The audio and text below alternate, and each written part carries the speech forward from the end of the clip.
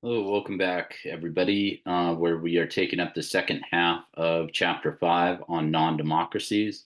Left off with this slide here. How do authoritarian leaders maintain this slide really should say and sustain political control? Coercion and surveillance is going to be the first one that we go ahead and cover here right now. Coercion is accomplished through the threat or use of force against the population with the goal of inspiring fear, really instilling fear inside of the population. And so some regimes still rely on indiscriminate violence to instill fear in the population. This sort of behavior has a high risk for the regime. So regimes aren't using it as much as they used to, um, or have in the past. But this indiscriminate violence really risks mobilizing more people. More people you arrest or beat, more friends and family members you impact, and it just kind of has a ripple effect from there, which is why it's risky. So many modern non-democracies they prefer to be selective. They prefer to have targeted violence, like arresting protest leaders rather than all protesters. And to identify possible threats to the regime, non democracies often develop elaborate surveillance institutions like secret police to spy on the population. If they're doing that in the United States, then they're violating our Fourth Amendment, where the population is supposed to be protected from unreasonable searches and seizures. But really, in the age of the internet and mobile phones, surveillance has become really sophisticated. The technology is moving at rapid speed. And a lot of these non democracies have invested in developing ways to infiltrate opposition, um, social media mostly. So let's look at let's run through a few examples. I'm going to spend quite a bit of time on this slide here. So hopefully I don't bore you to death too much. And that these are things that might sort of resonate with a few of you.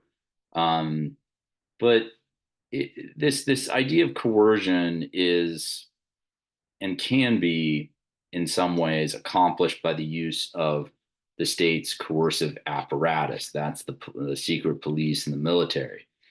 So the first use of death squads, depending on the country, groups that contained secret police soldiers, paramilitary groups, government affiliated militia, normal police acting covertly or a combination of these groups was in Brazil during the 1960s, where these groups really, they came to the forefront and were major actors upholding brutal regimes across South and Central America throughout the 70s and 80s. We look to Argentina's Dirty War from 1976 to 1983, which saw up to 30,000 people disappearing. These militia groups received technical and financial support from the United States. This was part of the Cold War anti communist strategy. And that was a common pattern across this region. This history gives us a really good example of how international actors can reinforce non democratic regimes, help them continue to do what they're doing. And it kind of helps us explain why tensions between the United States and many of these countries remains tense to this day. While the transition to democracy has ended the practice of death squads in most Latin American countries, the practice has been spread to non-democracies in Africa, the Middle East, and Asia. And so there's a few famous examples. We won't get into those in any great detail, but we certainly I can post a YouTube video and a foreign policy article if anybody's interested. Just let me know. But these were coming out of Egypt, Zimbabwe, and Syria, as well as well Duarte from the Philippines, who he's no longer president, but Venezuelan death squads are being used to silence government critics. There's a YouTube video from 2019 on that. Fairly easy to find too, to locate if you're interested further. But another one that I'd like to highlight is Stalin's famous use of purges, which is where we kind of put Stalin, right, I guess, into that totalitarian category. But not all forms of repression are about state violence. Putin has been known to use widespread arrests against protesters. Navalny is somebody who's fought back. Of course, he's passed away now, I believe, or at least he did pass away. He was a very outspoken critic, a leader in the opposition. But really, the preferred tactic of the regime is to use lawsuits and fines, economic coercion to deter protesters. Putin has attempted to weaken non-governmental organizations, NGOs, limit the influence of Russians, shrinking independent media, and this has all been very well documented, actually. Okay, now there are some limits that we could get into in terms of coercion will only take us so far. There's several good reasons for why a non-democratic leader may be hesitant before using coercion as the sole or even significant tool that's in their toolbox. Widespread coercion can undermine regime legitimacy and create more widespread grievances. As an example, in several Latin American countries, the family members of people who were disappeared by military rulers became activists in response to their loss. Coercion and the surveillance network required for it to work effectively is also pretty costly to run. It entails a lot of high technology and a lot of people to run that tech. So not all countries possess the capacity to maintain this tool over a long period of time, especially with how rapidly tech is changing and how they have to upgrade their systems, etc. But coercion, the last point that I want to make on this overhead is that it requires people to actually carry out the repression. It requires people to follow orders, the military, the police, the intelligence services, or the regime-sponsored groups. These individuals don't believe that the state acts in their interest, then they're going to quickly turn against the leadership. Okay, co-optation. The main idea here with this is that it's providing benefits to the population as a way to increase regime loyalty and or legitimacy. It's the breadcrumbs in many ways. Although co-optation may appear in democracies as well, these societies are often suspicious of this behavior, as it may be seen as corruption and or favoritism, graft, that sort of thing, which are seen as contrary to the democratic process. As a result, it appears more often and is more obvious in non-democratic regimes. We can get into these definitions of corporatism and clientism a little later in the lecture. But corporatism is an essential part of totalitarianism, and it's really present in many communist regimes. Even authoritarian regimes may practice this behavior. During the military regimes of the 1970s, Spain and Portugal organized all business and labor interests into syndicates that were loyal to the ruling party. When we turn to Cuba, as in most communist countries, all labor is organized under a single union directly controlled by the state. So all independent labor unions are essentially illegal, at least they are in Cuba. China's government controls all labor unions and regulates all environmental and women's groups, allowing only those favorable to the governmental policy to exist. The state also controls appointment of Islamist and Buddhist religious leaders and has created a special organization, the Chinese Patriotic Catholic Association, which operates independently from the Catholic leadership in Rome and supervises all of China's Catholic groups. So, getting into a little bit of the surveillance aspects as well. Okay, strategy number 2, clientism. While corporatism is somewhat more of a social, non-material tactic, clientelism is almost solely an economic or material tactic. Here we have rent seeking as a process by political leaders, rent out parts of the state to their patrons, often for political favors or support, kickbacks, something in return. These patrons, as a result, control public goods that would otherwise be distributed in a non political manner.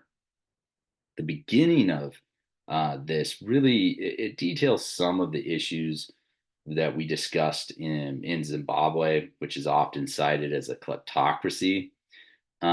It's also introduced to us when we're discussing the resource curse, as when we go back to Zimbabwe, right? In Russia, a highly influential group of businesswomen, or excuse me, businessmen known as the oligarchs control many firms connected to the state. You may have heard of oligarchs, at least in the media recently, or you may be familiar with them from past years. This original group of oligarchs became successful during the unregulated economic times in the 1990s. Capitalism started seeping into Russia after the Soviet Union fell. A lot of corporations, sort of doing business in Russia. The current group of oligarchs, they really have a lot of close ties to Vladimir Putin, and they actively work to support his political goals. Natural gas oligarch Abramovich, also famous for the owner of the Chelsea Football Club. If you're a soccer fan, he's used his economic resources to support Putin's policies.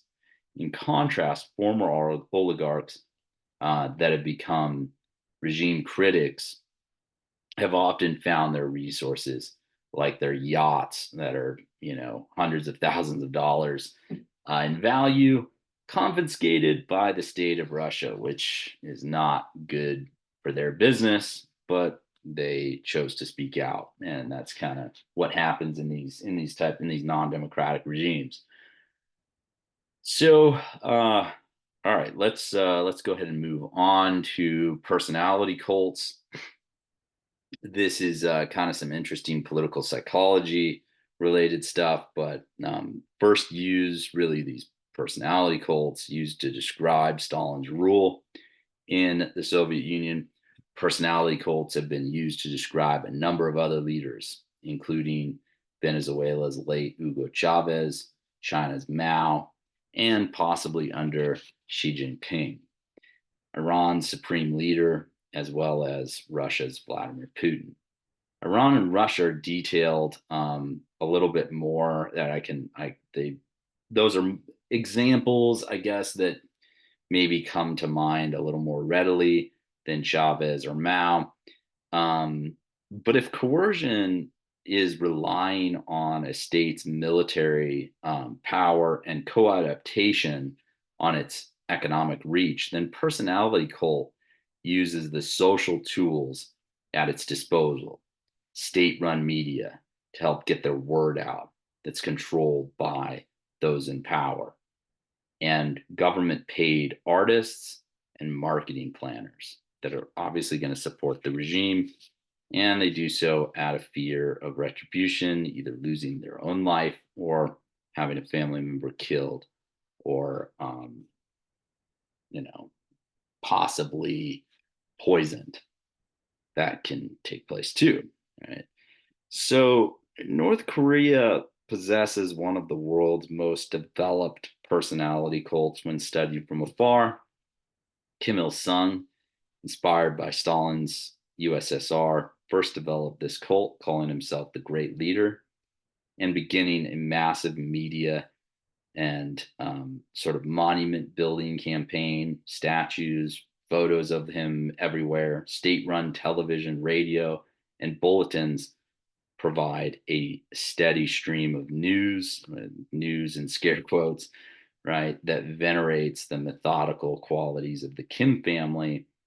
And then you have artists who are deployed to design propaganda that links the leader to traditional symbols of Korean nationhood and identity. Um, if we look under Kim Il sung's son, Kim Jong il, this personality cult escalated into really kind of up into the stratosphere. He took it to a whole nother level. And according to North Korean media, if you consume any of that, Kim Jong il did a number of amazing things. First, he had bowled. The first time he ever bowled, Kim Jong il scored a perfect 300. Similarly, in his first ever round of golf, he had 5 hole-in-ones for a 38 under par round. Now, anybody that bowls or golfs knows that those scores are professional grade, professional level scores, very difficult to obtain. They would take years and years and years of practice by somebody engaged in those two sports, but ultimately somebody for the very first time ever picking up a bowling ball is it's very unlikely or if almost impossible, never heard of, that they would bowl a perfect game. They would need some instruction on the techniques of bowling. Similarly with golf, anybody that picks up a set of clubs for the first time, it's a very challenging sport that requires a lot of precision. And to continue with this personality cult, the North Korean state media reports that on the day Kim Jong il was born, there was a perfect double rainbow and a new star in the sky. He learned to talk when he was 8 years old. And while in college, he wrote 1,500 books and 6 full-length operas, better than any other in the history of music. So again, pretty crazy or pretty difficult and challenging to to accomplish. But the third and final point that I'll make here, in comparison, the background of the newest Kim Jong Un, is still being developed, but his personality and appearance to Kim Il Sung seems to have gained him considerable domestic support. And Kim Jong Un is apparently a bit sensitive about his ears, as they have frequently been photoshopped in official pictures. They haven't done a very good job of photoshopping those ears, but that has taken place and been done. So let's go ahead and move into a discussion of personalistic dictatorships, often relying on a form of co-adaptation known as paternalism. And paternalism is an arrangement whereby this, you have a ruler who depends on a collection of supporters within the state who gain direct benefits in return for enforcing the ruler's will. So, for instance, in Zaire, you have SECO, who intentionally stymied economic growth throughout the country by destroying public infrastructure, including roads, as a way to secure his own rule, while the economic benefits from mining went to his own little small group of supporters. Other examples include the Kim dynasty in North Korea, the Gulf monarchies, Saudi Arabia, Bahrain, Kuwait, UAE, and Qatar. This type is the most common tool of control used in these regimes, such as North Korea, and sometimes rely on elaborate personality cults. Bureaucratic authoritarianism is one variant of military rule. This is a system in which the state bureaucracy and military share the belief that a technocratic leadership focused on rational, objective, and technical expertise can solve the problems of the country without really relying on much, if any, political participation. In military regimes, political parties and civil liberties are often restricted. And since militaries possess an overwhelming capacity for violence, many military regimes tend to resort to coercion when their rule is threatened. Chile and Egypt are both examples where the military carried out a coup during the heightened periods of social unrest and protest. And some people have, there's been a debate as to whether Putin's Russia should be classified as a personalistic dictatorship or a military, bureaucratic, authoritarian regime. It didn't really rise to power out of any coups, but many of Russia's top leadership came through the Secret Service or the military, with the remaining representing Medvedev's technocratic and bureaucratic group. We really can't forget that Putin had abdicated his power as the president to Dmitry Medvedev. I can't remember the exact year, but that's pretty readily available information. Putin had been termed out of the presidency. He gave up power to Medvedev to become president for a very short period of time. The goal there was changing the constitution, and then Medvedev gave power back to Putin. And since the constitution had been changed, it allows Putin to essentially, at my reading of it at least, it allows Putin to be president for life. So it's kind of an interesting side note there from kind of deferring from what I had on the slide. But we get here to one party rule, and as the name suggests, most of these non-democratic regimes, they are ruled by one party. Many one party regimes rely on corporatism to keep themselves in power. Jobs, healthcare, and housing are handed out as benefits from the party, with the best rewards going to party members and those that are loyal to the party. So, what this is creating is an environment where many people benefit from the regime and are thus willing to defend it till the end, especially if you're getting those benefits, right? Particularly if you're getting any kind of rewards from the regime. But if we have too many members join for personal benefit rather than ideological conviction, they may be willing to desert the leadership during times of crisis. And that was seen during the fall of communism in Eastern Europe. In China, all power is held by the Communist Party. Communist Party members choose officials who then choose leadership positions. The general secretary is the head of the party and is the person who's chosen to be the general secretary by the party that is selected to become the president of the state. The Communist Party also selects who is allowed to run for office at all local levels of government. So there's some devolution taking place here. An institution that in 2014 briefly sparked the umbrella protests in Hong Kong. Okay, theocracy literally means rule by God and can apply to any faith or variations of faith. In theocracy, we have leaders who are chosen by religious credentials, at least in principle. They act as worldly agents of divine power. Religious based governance can convey a really great deal of moral and traditional legitimacy for a government.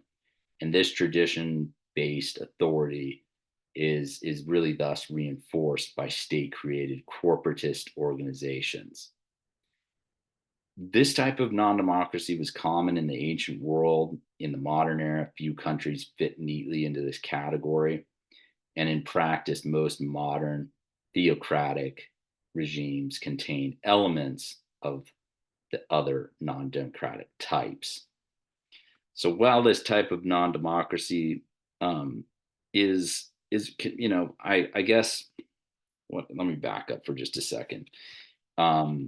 If we have Iran and Saudi Arabia with these strong elements of religious control, but also may rely on sort of their monarchic rule, Saudi Arabia in particular, or illiberal semi-democratic elements such as Iran.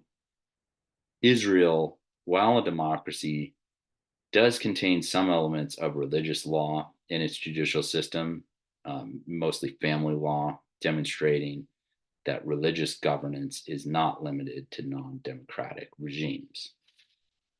So those are the last 2 points that I wanted to make on this slide. And you probably guessed where we were heading into this illiberal regime types. In many hybrid regimes, legislatures and the courts become effective at rubber stamping institutions existing only to reinforce executive rule and provide a cover of legitimate democratic government. Elections in hybrid regimes are manipulated by altering electoral rules through vote buying, intimidation, or barring certain candidates from running for office. Manipulated elections fundamentally break the competitive aspect of democracy. Regarding rights and freedoms, civil society and the media are also manipulated in these regimes, and the public lacks significant personal freedoms or protection from government action. Second point I want to make here is that most modern non-democracies fit into this category, including Russia and Venezuela. Third, a big question with illiberal regimes is whether or not they are simply transitional regimes moving toward democratic rule, or if they are a new form of non-democracy that uses the trappings of democracy to perpetuate control. So those are kind of some interesting questions to ask oneself. But this is going to be our last slide, I believe. Yep. And I'm going to leave you all with a hypothetical question: which of the following non-democratic regimes holds regular elections? And I guess this is a little bit of a trick question. But if you selected the answer of E, you would be correct. It is E. All of these countries hold regular elections. They do indeed. So it's just that there's not a lot of competition, but they are holding regular elections. Saudi Arabia had elections for some municipal posts in 2005 and 2011, and is scheduled to have them again in 2015, or they did have them in 2015. China has elections for local governments open to all citizens and for local party officials open to all local party members. So that's going to wrap things up for chapter 5. Please start reading chapter 6 when you get the moment to.